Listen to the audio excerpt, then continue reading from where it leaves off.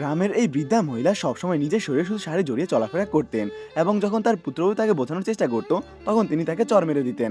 তিনি সবসময় নিজের মধ্যে হাসি খুশি থাকতেন এবং গ্রামের কোনো মানুষের কথা শুনতেন না। একদিন তার ছেলে যখন শহর থেকে বাড়ি আসে তখন সেও তার কাপড়ের কারণে নিজের মায়ের সঙ্গে ঠিকভাবে জড়িয়ে ধরতে পারে না।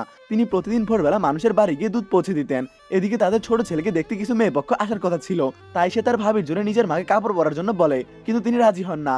কিন্তু যখন গ্রামে একটি বিয়ে ছিল তখন একজন বৃদ্ধা মহিলা তাকে বুঝিয়ে বলেন যে ছেলের বিয়ে পর্যন্ত তিনি যেন পুরো কাপড় পরে থাকেন।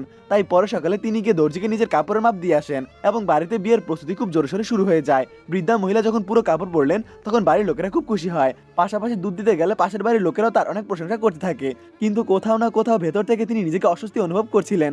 তবুও তিনি নিজের ছেলেদের জন্য চুপ থাকতেন এবং তারা যেমন বলতো তিনি তেমনই করতেন। কিন্তু তার পক্ষে এটা বেশি দিন সহ্য করা সম্ভব হয় না এবং তিনি সেই অতিরিক্ত কাপড় পুড়িয়ে সেখান থেকে চলে যান। পরবর্তী পার্ট দেখতে হলে এই সুন্দর ছবিটিতে লাইক করে চ্যানেলটি সাবস্ক্রাইব করুন।